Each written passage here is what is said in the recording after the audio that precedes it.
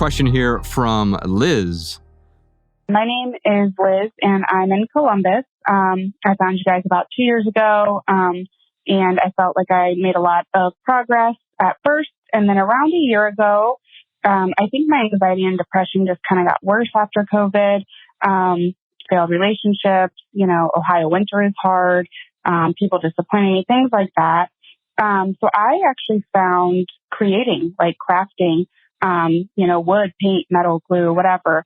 It was my new therapy. So I don't have insurance, so it was my only therapy, I guess. But obviously creating things and being a minimalist don't exactly align. So I don't know how to keep the sense of peace and calm I get when I express my creativity, but also be a minimalist and kind of offload it when I create it. It just seems hypocritical. I'm often overwhelmed looking at creations or figuring out how to offload them. But the act of actually creating has helped me heal and calm my mind so much. TK, does minimalism not align with creating physical things? Oh man, minimalism is not scarcity. It's abundance, rightly expressed. As you often say, how might my life be better with less?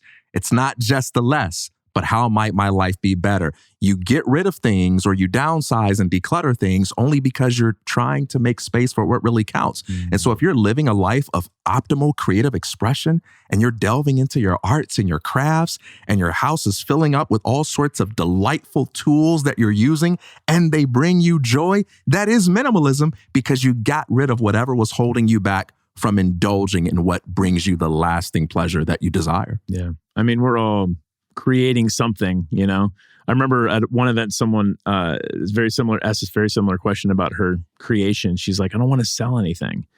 Like, I feel bad like selling my art. I don't want to put more consumerism out there in the world. But I just told this woman, I'm like, we're all selling something. Like the question is like, what are you selling? Are you selling something worthwhile that you truly think adds value to someone else's life?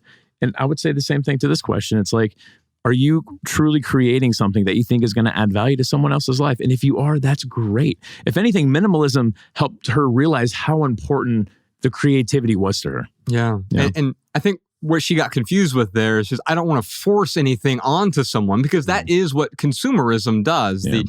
Hey, you'll be complete if you buy my painting, or if you buy this pair of jeans that I created, or this shirt that I created, it's going to complete you, right? Okay, well, we know that's not true, right? But it doesn't mean those things can't be valuable to someone. And so offering something, promoting something even, there's nothing inherently wrong with that. You don't want to batter people over the head with your creations. You're going to watch what I created no matter what. Mm-hmm. I'm going to sit you down in this chair. I made a movie and you are going to see it. God, that's not going to make any of us feel good. Yeah. TK, at our last Sunday symposium, you had this great line. I wrote it down for Liz because I thought it was applicable here. You said the joy of being human is found in creativity, not consumption. Absolutely. Just because you're getting rid of stuff doesn't mean you're practicing what is at the heart of minimalism. We become truly alive when we participate in the creative process.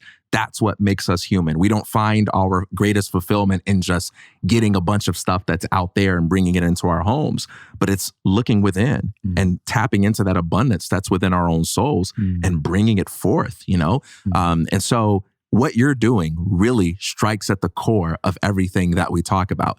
And one more little thing about this, because this variation of questions comes up a lot. Hey, I'm really experiencing the joys of abundance in one area of my life. How do I reconcile that with minimalism? Suppose I were to say, you know what? That breaks the rules. You simply cannot be a good minimalist and enjoy that form of abundance. You know what you ought to say to that? You ought to say, all right, cool. Screw minimalism then. You ought to say, screw minimalism, and I'm going to get on with my life. I mean, why is that so hard to do? Is it because we feel like we have to make YouTube videos? Why I was a fraud for the past 10 years for finding usefulness in idea X? No, you don't have to do that. You use an idea for as long and as much as it works for you.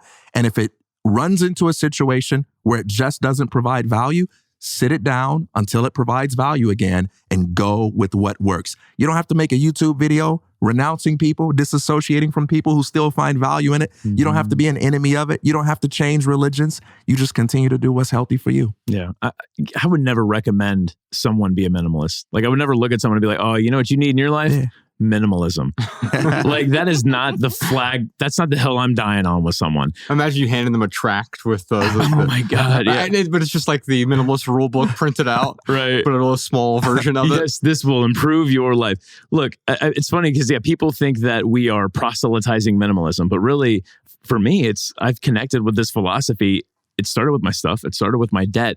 But as we've done this over the last 13 years and never thought we would go this long, it's like you can apply that idea of simplicity to anything. And that is what gets me excited about minimalism. Now, for someone else, maybe minimalism doesn't excite them. That's okay. We're not prescribing it. We're not trying to say that everyone on the planet should be a minimalist. It's not that at all. What we're saying is, hey, if you feel overwhelmed in your life, especially when it comes to your stuff, this is something that might be able to add value to your life like it did ours. It's a description, not a prescription. There goes that distinction again. It's an honest way of saying, hey, this is something we're doing. Here's the value we're finding in it.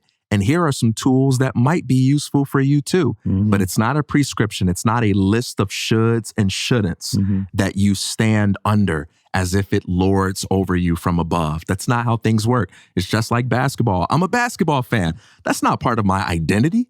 That's not my religion. That's just an accurate description of something that I like. But if tomorrow I woke up and I found myself spontaneously bored with the sport, I wouldn't need to make an announcement or an apology to anybody.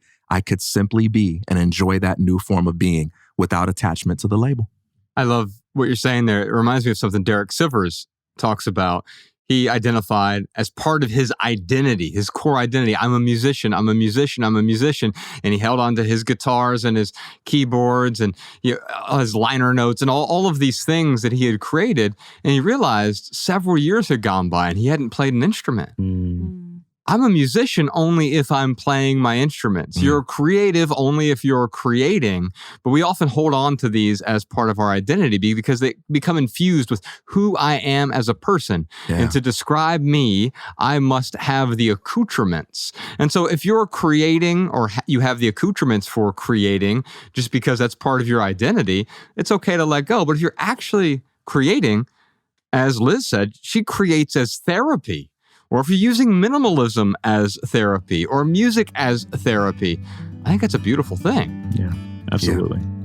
Did you enjoy this standalone Patreon highlight? If so, you can listen to full episodes of the Minimalist Private Podcast, available exclusively on Patreon. Visit patreon.com/theminimalists or click the link in the description. Your support keeps our podcast and YouTube channel 100% advertisement free.